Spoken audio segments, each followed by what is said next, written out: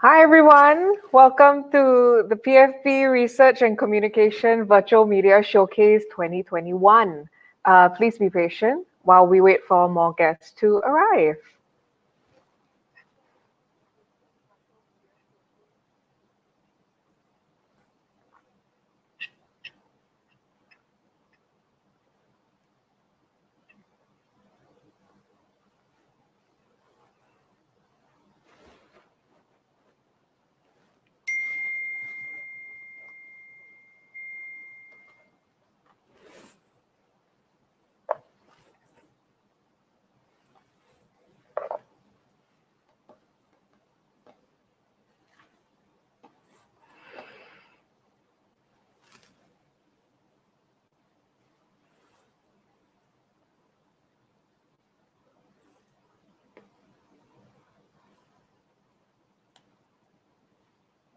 Now, before we begin, as this is a YouTube live session, we would like to seek your assistance to observe the following social media etiquette. We'd like you to keep your comments and questions positive and encouraging to the student presenters and all our guests present today. So, if you want to comment, it's really simple. Just type your name and school or which organization you are from, followed by your question or your comment. We just need this small part to play to keep our online community more positive and encouraging.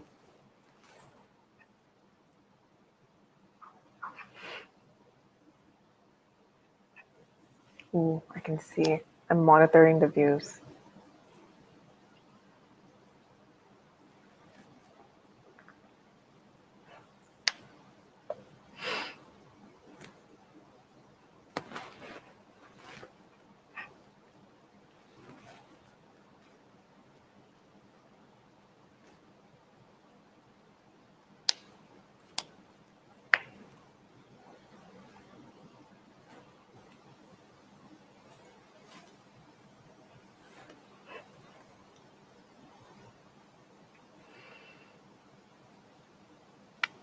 All right. Hi, everyone. Welcome to the PFP Research and Communication Virtual Media Showcase. I see that many of you are still streaming in.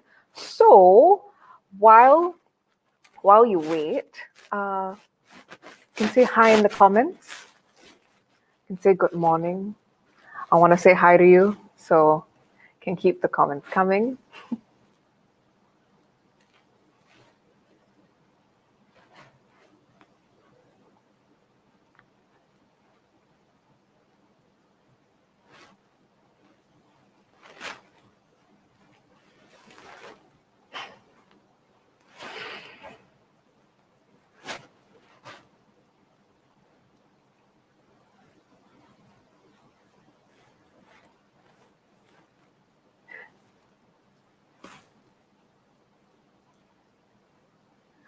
Morning, everyone. It is a lovely sunny day today. So I hope that you are having the best morning wherever you're watching from, whether it's your couch, whether it's your living room, whether it's your hall.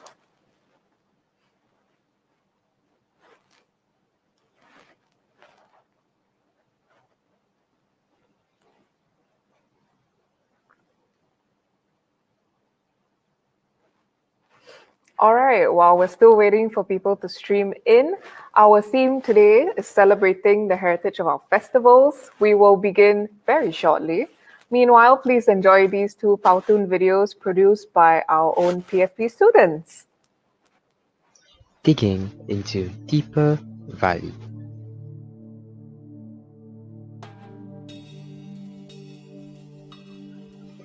Learning about Deeper Valley with the Adi Singh family. Deepavali, the celebration of light over darkness. FYI, Deepavali is celebrated once a year, and this year, Deepavali is celebrated on the 14th of November. Let's jump right into the story. Once upon a time, Lord Naraka, the Demon King, was a very evil person and terrorized people, but no one could stop him.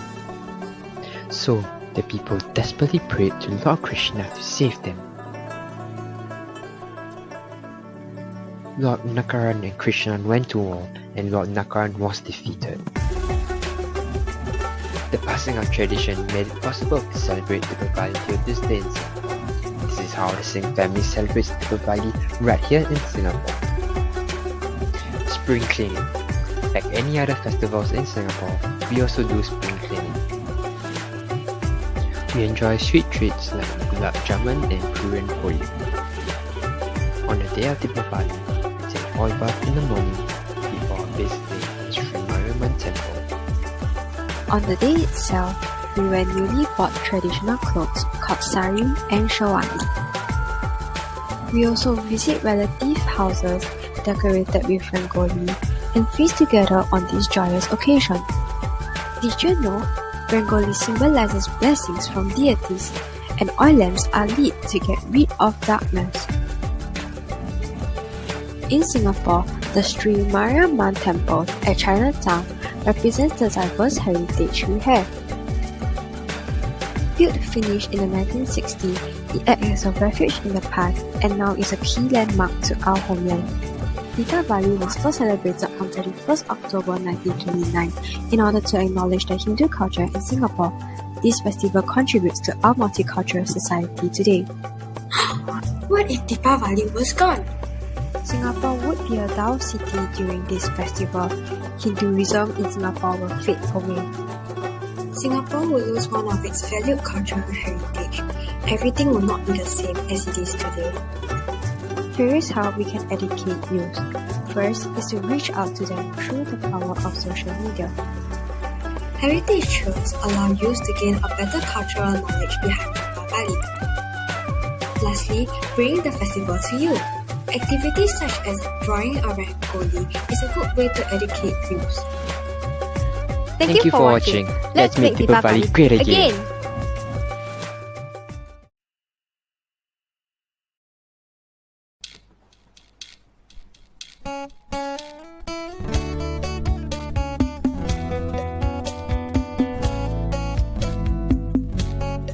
Firstly, how does Hari Raya contribute to Singapore's culture? Singapore is a multiracial and cultural society where people of various races, traditions and cultures reside in Singapore, as well as share their cultures, knowledge and festivals. So how does being in a multiracial society contribute to Singapore's culture? Well, the numerous festivals celebrated by the different races in Singapore contribute to Singapore's cultural heritage. Moreover, the festivals assist us to understand and respect the diverse cultures and traditions, making us more interconnected as a whole. So, what is Hari Raya? Hari Raya is a festival celebrated by Muslims worldwide after a whole month of fasting during Ramadan. The festive holiday falls on Shawwal, the 10th month of the Islamic calendar, and the date of Hari Raya is determined by the moon. This is why Muslims wait on the evening of Hari Raya to do confirmation of the date. The day is considered to be a celebration for Muslims who have exercised self-control during Ramadan, and there are several practices that are associated. Some cultural practices will be visiting family and friends while eating traditional food and kueh. Elders will give children money in packets and families will wear matching colours of baju kurung. Some families weave the ketupat and eat it during Raya as a tradition. For social practices, younger generation will ask for forgiveness from their elders by salam as a sign of respect. So, why do Muslims fast during Ramadan? Muslims fast to learn and understand what the poor people feel on a daily basis. They also use this as an opportunity to learn self-control. After fasting from dawn to dusk, Muslims will break their fast at home, at mosques, or even at the famous Geylang Bazaar. So, what is Geylang Bazaar? Geylang Bazaar has been around since the 1970s. They have been selling a variety of food and beverages, traditional clothes, accessories, and more. In the past, they sell Malay traditional food, but now they sell more fusion food. There are arcade claw machines, pirate ships, and more rides to attract people. So how can you help to educate others about Hari Raya? You could bring your friends to the Hari Raya event at community centres. At the event, you'll be able to watch traditional performances, eat traditional foods, try on baju kurongs, try on henna, and take pictures. Which brings us to our second way. You could take pictures at the event or at Geylang Bazaar with your friends and post it on social media, which could spread awareness and show others more about Hari Raya. In conclusion, without youth's help, we cannot conserve the heritage and festivals in Singapore, and as we say it, we cannot spell kuih without you and I. All right. I hope you enjoyed the videos. I found them really informative and entertaining. So good morning, everyone. Our guest of honor today, Ms. Tan Siu Kim, Director, Corporate Communications Department, Temasek Polytechnic, Mr. Ben Lim, Director, School of Humanities and Social Sciences, Mr. Terence Leong, Head, Center for Foundation Studies, Ms. Karen Goh, Assistant Director, and Ms. Joanne Chen, Senior Manager from the National Heritage Board, the staff of Temasek Polytechnic, and friends. My name is Lauren De Silva, and I'm a PFP student from the 2020 graduating cohort, and welcome to the Research and Communication Virtual Media Showcase 2021. We would like to seek your assistance to observe the following social media etiquette. We would like you to keep your comments and questions positive and encouraging to our student presenters and all our guests present today. So, if you were here earlier on in the session, you would have seen the same slide. I'll read it to you again for viewers that have just joined. So, how to post your comments, type in your name and school or which organization you are from, followed by your question or comment. That's simple, guys. For example, your name is Brian Tan. You're a PFP student, and your question is, what is the most interesting aspect you have learned from Hari Raya from your grandmother? So that is the way to comment and ask your questions. All right, if you had joined earlier at the beginning of the session, you would have seen that everybody is, saying hi to each other in the comments down below. So can we keep that going, guys?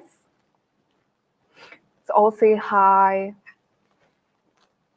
It's a lovely morning.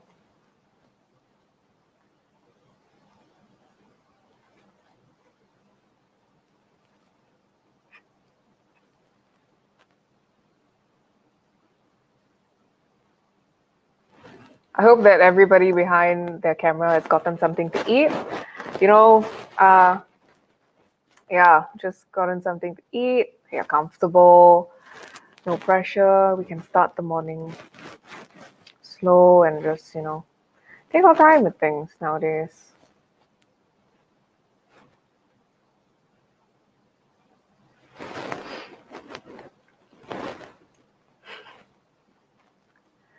Hello, everybody. Thanks for waking up so early to join us on the session today. All right, so I will start. I will move on to the program. So this year, as part of the center's objective to make learning authentic, our modules weaved in issues that are relevant and current into our lessons. And working with the team celebrating the heritage of our festivals, the challenge was to identify ways in which youths could appreciate and find significance in passing our intangible heritage to future generations. Singapore has such a rich and diverse multicultural heritage, and it's definitely one of the defining traits of our country and our identity as Singaporeans. You know what they say? Singapore is the rojak country because we are just made of so many different ethnicities. And the celebration of our heritage is most evident in the many diverse festivals that we have. These festivals are our living heritage, and they are still valued and practiced by individuals and groups and communities today in Singapore. As young adults, we may not be familiar with these practices. I myself was not aware of how many festivals there actually were and are celebrated by the communities in Singapore before this project. So, while working on this project, it's really insightful to see all the different practices and all the different traditions and festivals and just, to learn more about them. And unfortunately, with the passage of time, most of our grandparents and forefathers' experiences may be lost. And there, is therefore great merit to document their stories and pass them on to future generations. We started this morning session with a viewing of selection of cartoon videos, giving a better insight into two festivals that we know and love oh so well, Hari Raya and Deepavali. But, you know, festivals evolve, and we all know today they really may not be as they were 20 or even 30 years ago. And that was what Farah Nadhira Anwar from 1G1 found out when she spoke to her grandfather about Hari Raya Adil Fitri. May I invite Farah to share her story? Good morning, I am Farah Nadira from 1G1 and I will be presenting my photo essay titled Hari Raya Idul Fitri through my grandfather's lens. Judging from the title, I have selected Hari Raya Idul Fitri as a chosen festival for my photo essay. Being one of the older relatives I am closer to, I chose to interview my grandfather, Mr. Salim bin Dosalam. He is 75 years old and lived in a kampong in Singapore, which would have made his experiences celebrating Hari Raya different from the current times, thus being able to compare how it has been celebrated over the past decades and share its evolution. I will now proceed to share the 8 images that I have chosen to include in my photo essay. In this picture, a must-have Hari Raya dish, lontong, is being prepared with the help of many helping hands. With that, this picture exudes the spirit of bergotong royong, which means working together, as it was prepared by many helping hands. This is a picture of a family from different generations coming together to weave ketupat. Weaving a ketupat is not something that my parents taught me to do, and I hope to learn it someday so that I can pass this tradition to future generations, thus doing my part to preserve the festival's heritage. My grandfather, sitting in the middle, was the host for this Hari Raya open house in 2007, so he had to attend to every relative that visited. Although it was tiring, it was something he looked forward to every year as he can catch up with his relatives and foster a stronger bond with them. This picture shows a special moment that my grandfather treasures.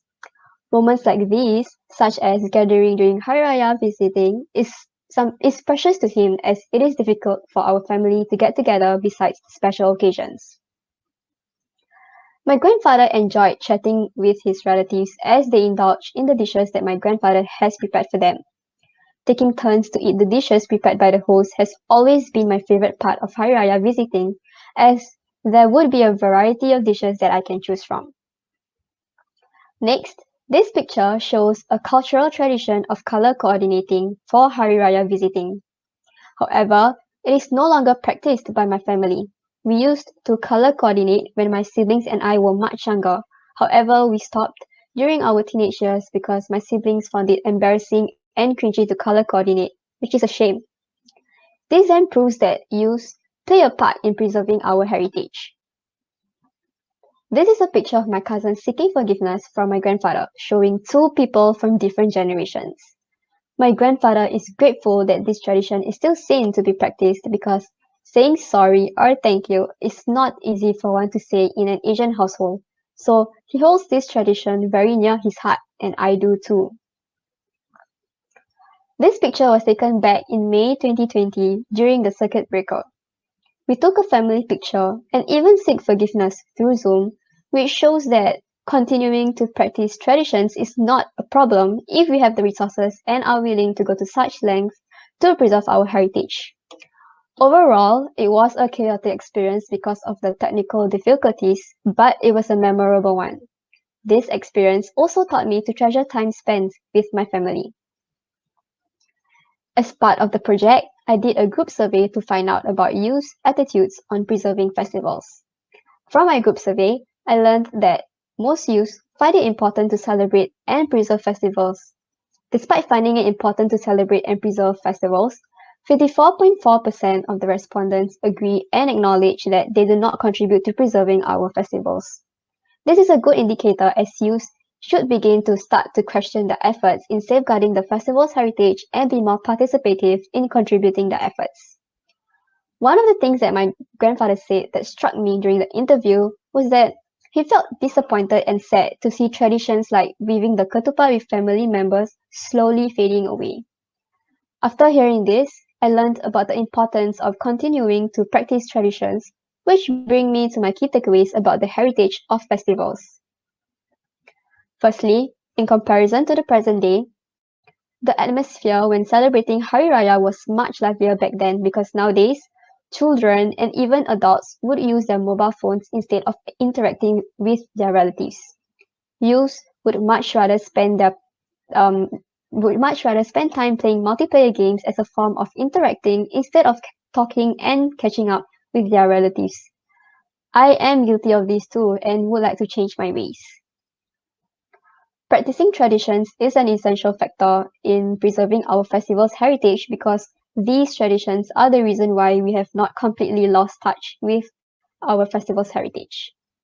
Youth also play an important role in preserving our festival's heritage as we will be bringing it forward to the next generation. So we should contribute efforts to preserve our festival's heritage by actively participating in traditions and carrying them out wholeheartedly.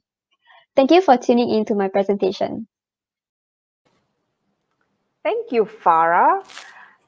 I just love seeing vintage black and white photos. I think they are so powerful and I think they invoke such a sense of nostalgia and a reminder of the good old days where we didn't have an access to camera phone. Cameras itself was a luxury and an expense at the same time. And that thread that connects our past and our present, because in the process of learning about our heritage, we actually also learn more about ourselves. Just like how our next presenter, Sotia Singh from 1D1, was enlightened at her grandmother's sharing of the Hungry Ghost Festival. Good afternoon, everyone. I'm Jia Singh, and I'll be sharing my photo essay on the Hungry Ghost Festival. Well, when I was younger, I used to think that Hungry Ghost festivals are scary, so I was quite wary of participating. Fortunately, my grandmother, Madam Chia, shared with me the traditions and practices of the festival when I was in primary school. She started bringing me to activities like burning of offerings when I was a kid. Then I used to think that burning paper was fun because, normally our parents would not allow us to do it. But slowly, I started to understand the importance and the meaning behind the festival.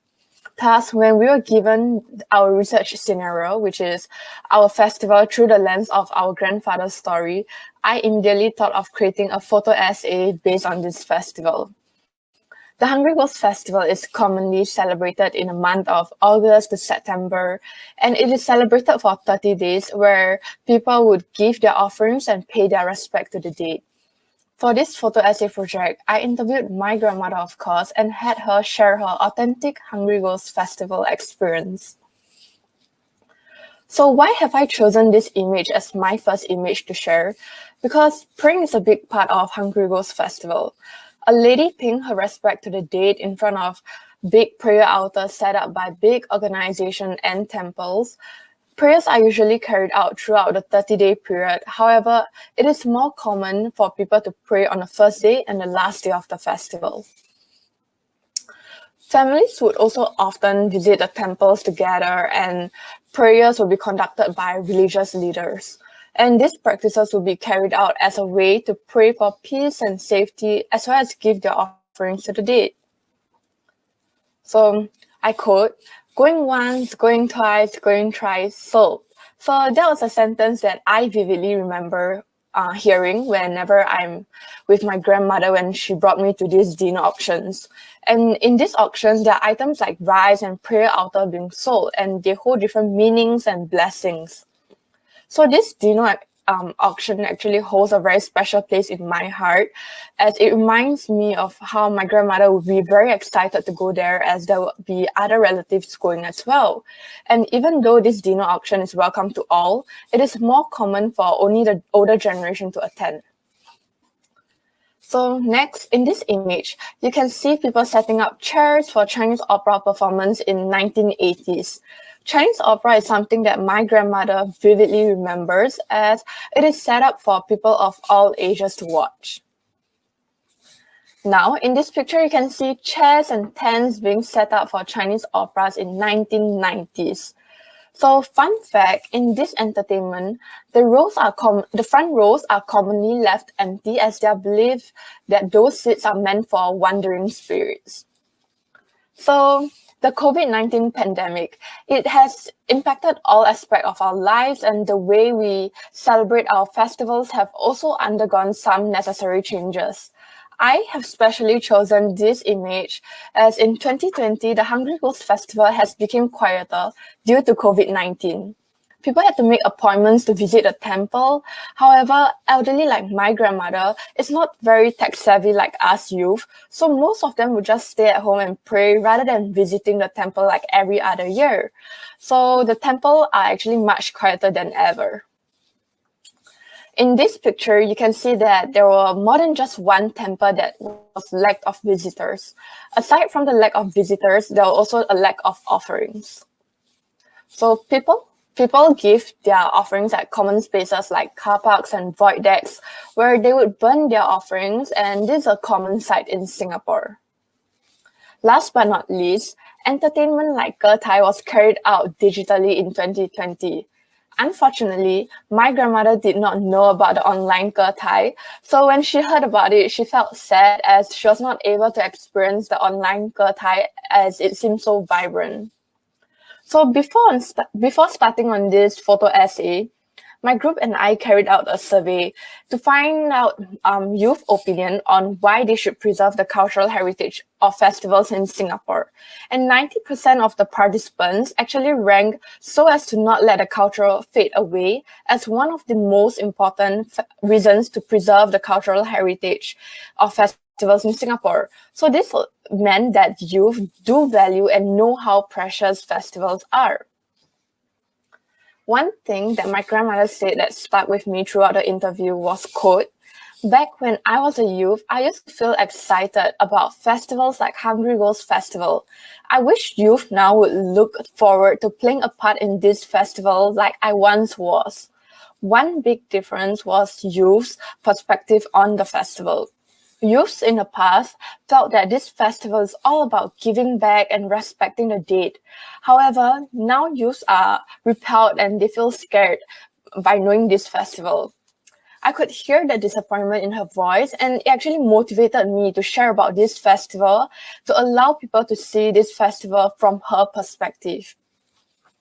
Finally, some key takeaways from this photo essay with that I learned that festivals hold rich meaning. However, the same rich meanings can be easily forgotten if we do not take good care of them. So as youths ourselves, we can actually take steps, big or small, to learn from the older generation's footsteps. And my photo essay has shone a light on evolution of the Hungry Ghost Festival. This in return has allowed me to see that there is a pressing need not only to have a conversation with our elderly on the traditions and practices of the festival, but also to document their stories. With that said, thank you for your kind attention. Thank you, Jiaxin. Yeah, when I hear my friends' stories and the things that they found out about their festivals, it made me reflect on my own learning journey when I was researching on how my grandfather used to celebrate his Christmases. And I'm really lucky to have family members who shared their experiences. And I understand now why these stories are so integral in my growth as part of the community. So I would like to drop a question to you watching here. So raise your hands, comment down below with the raise hand emoji, or drop me a comment in the chat if you feel the same way. And I really want to know how you celebrated your festivals during this COVID-19. The gatherings have been restricted to 8 people or less, 2 households per day. So did your festival change? Could you exchange your red packets? Could you exchange your presents even? Let me know. I want to hear from you.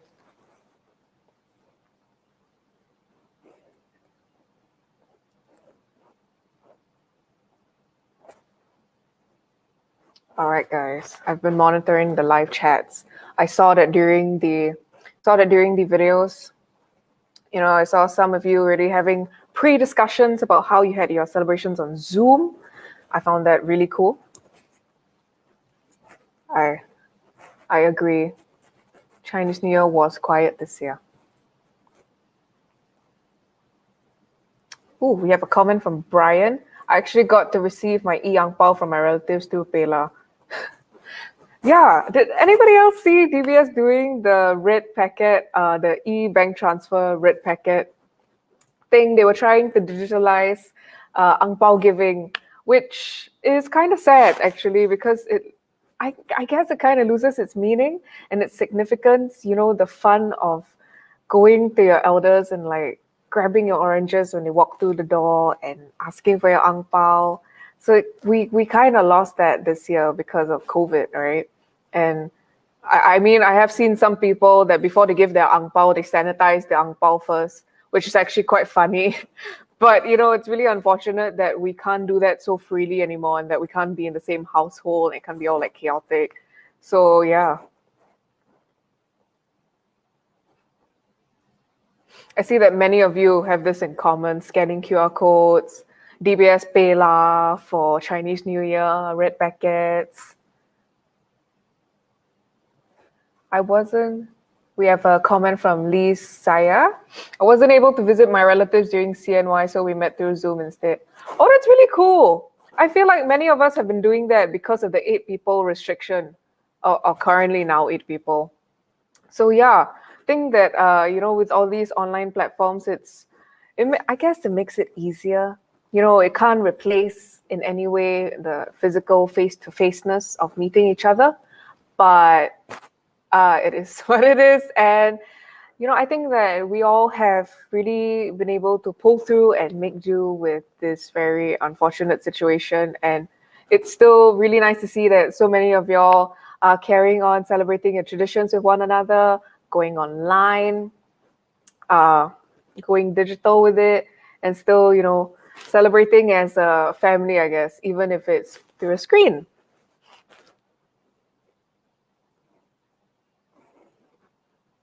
All right. Actually, yes, the feeling is mutual, guys. It is very sad that we can't celebrate with all our family and we can't be at everyone's houses and we can't go for Christmas dinners. We can't go to pioneer at people's houses. But I guess if the pandemic's taught us one thing is that, you know, we really take our festivals for granted, and it's something that we shouldn't be doing because it's important for our culture and our heritage, and it's really one of those things that we only realized how really significant it was when it was taken away from us. All right, thank you for your enthusiasm, everyone. We will continue this program with our last presenter, here to share her family story about Chinese New Year. May I invite Grace Tan Suan from 1B3. Good morning, everyone. My name is Grace Tan from 1B3, and we'll be wrapping up the photo essays for the day with Chinese New Year. So let's get started. So before I show you the Tan's Chinese New Year guide, let me tell you more about it. I have chosen Chinese New Year because as a Chinese, I celebrate it every year, but I felt like I wanted to learn more about it in a greater detail. So I decided to interview my 71-year-old grandmother, Yo Hui Huang. That's us in the corner. You might be a bit confused as to why Tan is not her last name, but when she married my grandpa, she changed her surname. And during my presentation, I'll be sharing some stories my grandmother passed on to me to you, so you get to be a Tan for a few minutes. This first picture shows my great-grandma on her kitchen floor drinking black coffee. No milk, no sugar, no nothing, to give her an energy boost before children from all different parts of the family come knocking on the door asking for ang paos. The second picture shows my great auntie and my uncle. Right after this picture was taken, he was caught making a mess in the other room with ang paos thrown everywhere, money scattered everywhere as well. The third picture shows my great-grandma, my grandma, my great-auntie, and my uncle. My grandmother cackled and joked about how big her hair used to be, because during this time period, the 1980s, the bigger the hair, the better, which I agree with.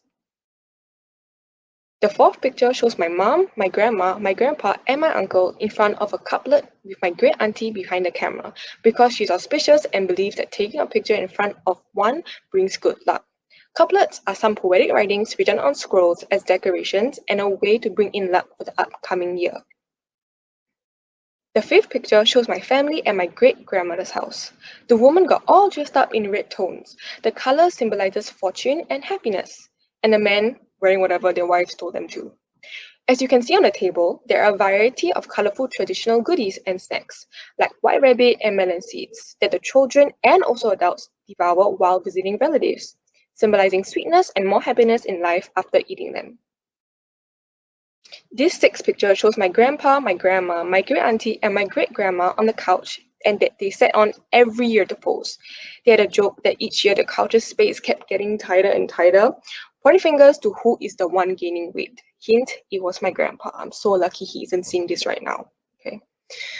The seventh picture shows my grandma and my great grandma after decorating the house for Chinese New Year. This was at least a week before Chinese New Year because my grandma told me she would never ever, she highlighted it so much that she would never wear any other color tone but red and orangey tones during the Chinese New Year period.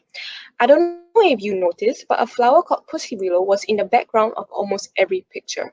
It is a family tradition and staple as they symbolize growth and are decorated with ang paos and ribbons, symbolizing happiness, wealth, prosperity, and all the good things. The eighth and last picture shows my grandma and great auntie in their usual pose before playing cards with the family. Playing games with loved ones during this period is habitual, as it also builds bonds with each other.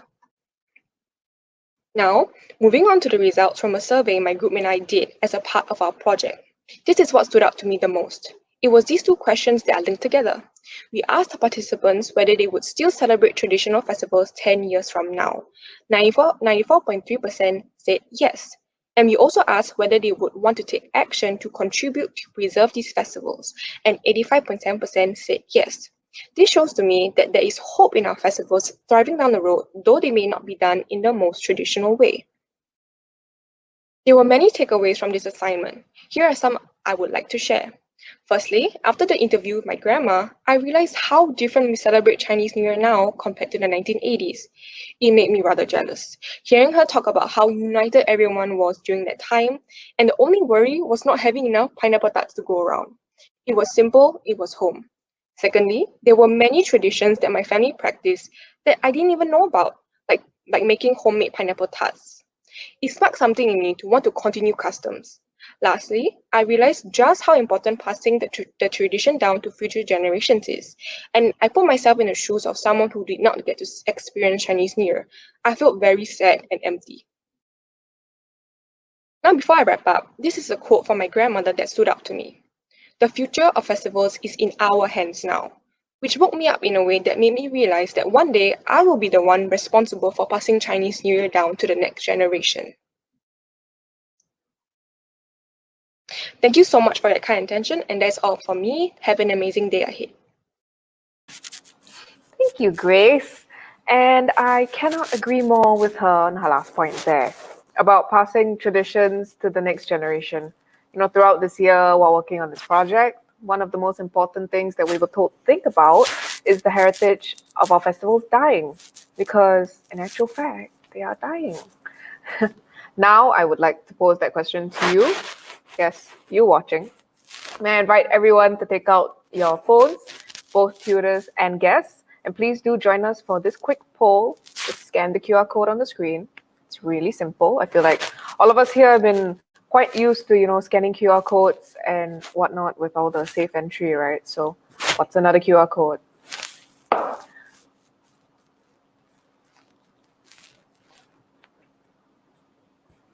All right, I see you sitting there and your phone's right beside you. Come on, do the right thing. Scan the QR code. Participate in this fun Mentimeter quiz with us.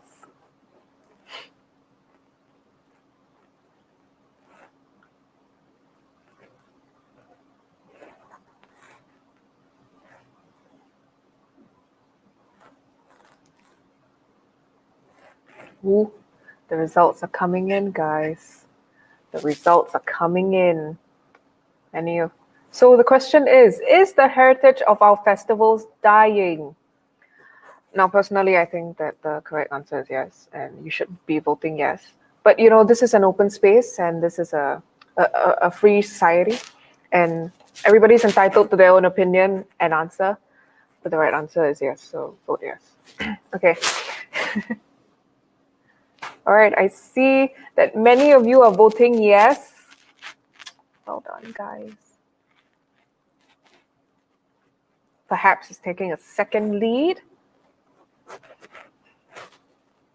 Come on, guys. Team yes. Oh man, nose going up. Oh, it's the heritage of our festivals dying.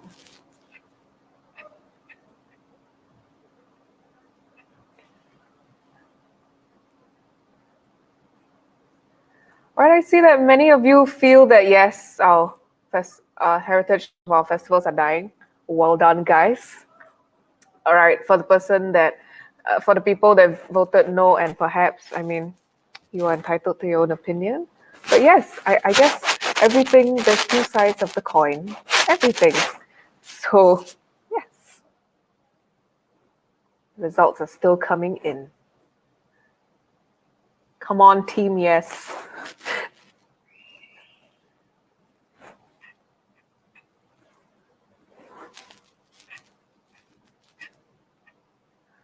All right, the results are slowing. So now we will move on to a short Q&A segment where we get to know more about our presenters. You saw them just now and you love them. So this segment will be facilitated by Ms. Rauza. Thank you, Lauren. Good morning, everyone, and thank you for coming on board with us this morning. May I invite the three student presenters to join me on screen, Farah, Tiasin, and Grace. Hello, ladies. Okay, so for this segment, I thought we could just chat a little bit more about your experiences and your journey throughout this project. Students, guests, please feel free to put in your feedback as well on our live chat there at the side if you have questions for the students as well. Okay, Farah, why don't we kick off this session with you. How has your opinion of the traditional festivals changed after working on this project? So previously, right, I've only celebrated festivals for the sake of celebrating and for the fun of it, but I've never really realized the importance of practicing traditions. So after hearing my grandfather's perspectives on traditions slowly fading away, I was so disheartened because youths are the main factor or reason why these traditions are slowly fading away. This means that I'm part of the reason to why these traditions are fading away, making me feel guilty and also motivated me to preserve our festival's heritage. So I pick on these two words that you have used. You felt guilty and you felt motivated. And I think working with your peers, you also understand how people of your age, your classmates, your friends feel about this topic as well. So Grace, I'm just going to jump to you a little bit here. So as a young adult, what are some of the surprising things that you've learned about your festival? Yours was Chinese New Year, right? What were some of the things you learned about the festival when you were talking to your family members? I learned a lot about putting my family first and respect when it comes to Chinese New Year. Because we visit the houses of elders and wish them many good wishes for the new year with oranges. And usually before we eat, the youngest, which at the point of time I was the youngest in the family, I had to greet all the relatives at the table and tell them to eat well before indulging in dinner. And when I was finally done, because my family was kind of big, I was starving, I was ravenous. I still follow this tradition and etiquette even when it isn't the Chinese New Year period.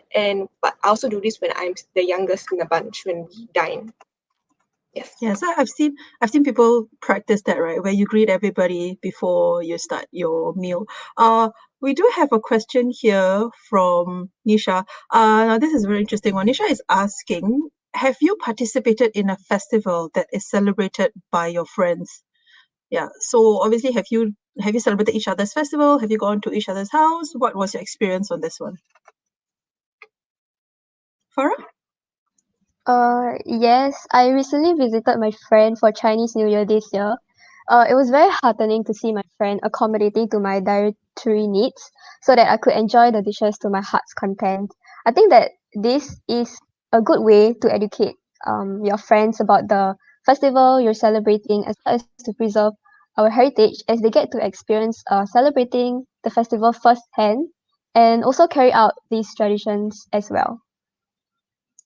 Yeah, I agree. Cheslin and Grace, have you guys celebrated Hari Raya before? Yes, I was invited to celebrate Hari Raya at my friend's house when I was younger, like 7 or 8, but it was such a good memory that I keep it with me until now. And I even received green packets from my friend's parents. And when I came home, I was like showing off. I was like, look at my green packet. It's not red. It's is not red. And it was so interesting to receive one. And yeah, and I still remember eating satay and kueh that they had, and it was amazing. The atmosphere was so welcoming, and I had a great time. Yeah, Jessie, how about you? I definitely agree with Grace. You know, getting to celebrate, your festival that you don't usually celebrate with your friends, it's just like so different. And for me, I got to celebrate Hari Raya last year with my friends and her family. Because, unfortunately, due to COVID, we did it via Zoom call. And, I get to talk to her family and, understand how it used to be celebrated. And it was just so heartwarming. And this year for Chinese New Year, she even gave me like Hari Raya kueh to eat, and I passed her some of the pineapple tarts. And I think in Singapore, right, food plays such a big role in bringing people together, right? So yeah, it's definitely very memorable. Yes, I agree. Anything to do with food and pineapple tarts is fantastic. There's this question here from Peter. I'm going to post this one to Farah because I thought it is very in line with what you were presenting just now. So Peter wants to know, do you think living in high-rise flats has diluted Singapore's kampong spirit during festivals? Farah, what do you think? I think yes, definitely. My grandfather mentioned that he would go around knocking on the wooden doors of random kampongs with friends of different races back then. Then they were welcomed with open arms and even received green packets despite not knowing these people. So if we were to do that now, it would be seen as invasion of privacy. And Hmm. yeah, I think so. Yeah, living in high-rise flats has diluted Singapore's kampong spirit to a certain extent, lah. Yeah, so everyone, if you remember Farah's presentation just now, she had that picture of the entire family, the gotong royong and making the lontong, right? Yeah. So with the whole project also, we're looking at the evolution, and that kampung spirit was one of the things that you mentioned. But now let's jump ahead to the future. Ashraf has this question. Imagine it is 50 years into the future, 2071, and we are 67 years old. I think by we, he's talking about all of you lah, okay? How do you think you would be celebrating the festival? Grace, predict it for me. Okay, I think I would still be hopefully celebrating the Chinese New Year surrounded by my family and friends. And though there's a prejudice of growing older, I'm actually kind of scared, but I'm actually excited to give ang paos to my younger relatives. And I'll also do my best to keep up with the traditions that my grandma currently does, and maybe bring back some of the traditions that has faded that was done in the 1980s. Yeah. I have to congratulate everybody actually on the amount of research that you've done for this particular project. So we know what the festivals are, why we are celebrating the festivals or why it is all being diluted. But I thought I just want to capitalize on Brian's question here. So Brian is saying, after learning about the intangible heritage of our festivals, what is one action you would definitely take to preserve it? So this is the how. How are we going to do this? Chasin. Hi, okay. So I think like one action that we as youths, right, like me and my peers, we can do is, for me, I think it's definitely social media. We can use that to our advantage because, who can be more tech savvy than us youth right now, right? So you can use social media platform to share about, practices and traditions, rather than our yearly OOTDs. You can do more than that, more than just posting about ourselves. We can show, example, a picture of how something's being made, like food. Yeah, and I think it's very interesting because as an outsider, when I get to see how Hari Raya kuehs are being made, I was like, oh my god, that's so cool. I also want to try that one day. Yeah. Yeah, so everybody, you have heard the lady. Take out your phones, make use of all your social media handles right now. Think about the best hashtags that you can think about. If I could just at this point maybe invite our guest of honor, Ms. Tan Siew Kim, Temasek Polytechnic's Corpcom Department Director, to just join us for a while. Ms. Tan, good morning. Oh, Ms. Tan, you're muted. Good morning, everyone. Yay! Good morning. Thank you again for making time for us today with our showcase. You've seen the Thanks work for by all our the students presentation. this morning. Yeah, Yeah. Do I you want have to say any that feedback, questions, word of encouragement for our students? actually, thanks for bringing me down the memory lane. I grew up in the kampong. I totally can relate. to Jia Xing's grandma, to all your grandparents, and they say, they do miss those days where we really celebrate those festivals in a big way. I used to live in a kampong, so I do have, Muslim neighbors and all that, and it was always a kampong celebration regardless of the festival. So really, thank you so much for the nostalgic throwbacks. Yeah, and also want to thank NHB for this opportunity for our students to work on this project. I think it's really good and really good to hear that you have learned a lot just by doing this project, and I can see that there's a lot of reconnecting with your grandparents, and better appreciation of what my children will say boomers do for certain things. And yeah, I think it's a great project. I really enjoy listening to all of you. Thank you so much. Yeah. Thank you. Are there any questions that perhaps you want to pose to the students, or is anything that I you want to think I share? think I think I just want to say that if we can just use one word to describe your whole experience for doing this heritage project, what would that word be? I know you've done all your reflections. You've been a very rewarding journey and all that. But if there's just one word to describe to sum up all this experience that you have gone through, what would that be? I'll Yeah, start one word. first. Actually, you mentioned the word rewarding.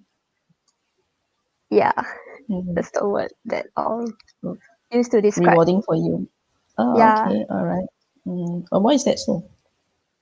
I think because there were a few highlights. I think interviewing my grandfather was one of the highlights of this photo essay, and I guess having to discuss about such topics is quite refreshing, and I get to like compare how the festival is celebrated back then and now.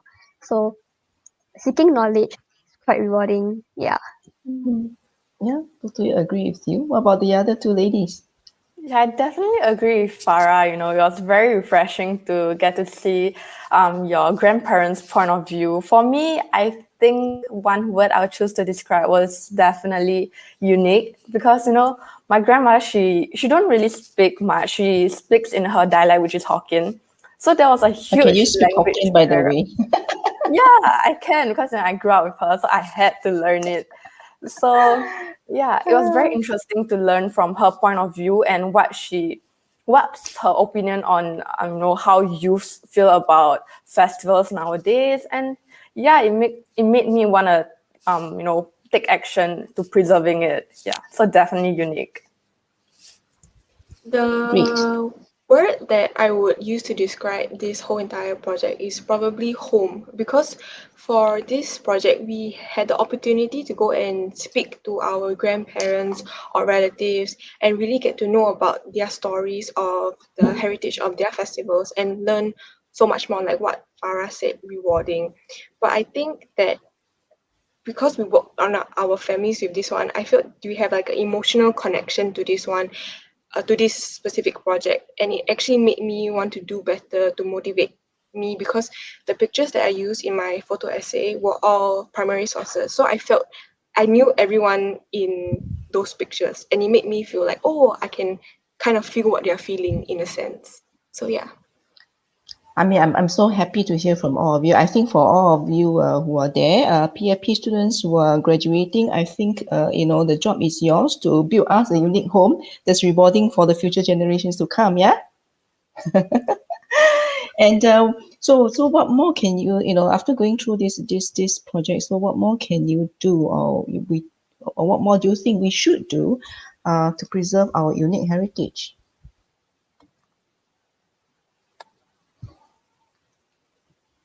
I think for like festivals in a sense, I think we can be much more hands-on with, like, it can be even helping your grandparents prepare dinner, hang the decorations around the house, clean the house, and you can even also participate in your friends' festivals to learn more about their heritage. And you can just participate in any activity surrounded by the festival that helps you feel a connection to it, so that you can remember that feeling and treasure that feeling for the future, and you can tell your future relatives as well. younger relatives. Younger relative, yeah? Yeah. All right. How about Farah? I think, like I mentioned just now, celebrating with friends will be like my first step to, like preserve the heritage and also teach my friends on the different traditions that we do. And maybe I can get some of my Chinese friends to teach me like some of the sayings that, I can say while receiving ang paos. Because celebrating it firsthand, it'll be like more, it'll be an experience, it'll be a memorable experience. So it'll be easier for us to, remember and also preserve the traditions and also heritage. Yeah. Jiaxing, anything to add? Yeah, I agree with Farah. You know, it can be more inclusive. And speaking about inclusive, I also think that, inevitably, technology is a big part of our life now. So I think we can use technology to bridge the gap, from the older generation to the younger generation now. We can, be more inclusive and teach the older generation some simple technology that they can use. And we can connect with them this way, because we are gonna use technology, but we don't have to we can make it to our advantage, rather than make it a disadvantage. Yeah. Well, I guess this whole COVID situation has taught us one thing, yeah. And I think Aristotle was right when he said that all human beings are social. And I think if we go the totally digital way, things may not work as well. Like you guys said, you don't like ang paos, you like to feel the red packets, yeah, and you like to go and visit and taste the food and all that. So I guess going forward, like you say, harnessing technology and doing something that's hybrid in nature will probably help us to preserve a lot of our heritage and make us really truly unique as Singapore. And I just once again want to congratulate everybody for finishing your PFP. And I hope that, as you embark on your freshman year soon in April, you will continue to enjoy what you learn. And hopefully we will have a National Heritage Board continue to be with us as our industry partner. And one day, hopefully, I will get to see more projects coming from all of you, yeah, from the different courses that you'll be posted to, all right? Thank you so much, Ms. Tan. Thank you so much, ladies, for the reflection. I got a little bit emotional there myself. So from here, let's move on to the rest of the program. I will now pass the floor back to Lauren. Thank you, Lauren. Thank you. Thanks, everybody, for your lovely comments. I found it very, very insightful listening to everyone speak about their heritage and their history and all that great stuff. So, I don't know about you, I feel a little bit guilty as a youth myself. I guess if I were to reflect, I have not done all that I can do in preserving my own festival, but I'm trying my best. You're trying your best. We're all trying our best. And that's all that matters. So it's really now with great sadness, I have to say that we have come to the end of our event here today. We would like to extend our thanks to our guests, Ms. Tan Siew Kim, our guest of honor, Mr. Ben Lim, Mr. Terence Leong, Ms. Karen Goh, Ms. Joanne Chen, and staff of Temasek Polytechnic for joining us here today. To our presenters, thank you for sharing your slides. And to my fellow PFP peers, may this project give us the inspiration to continue the traditions as practiced by our elders and to keep our living heritage living. Apart from the presentations today, we've also compiled a number of other works by our PFP students, ranging from photo essays to newsletters to our Powtoon videos.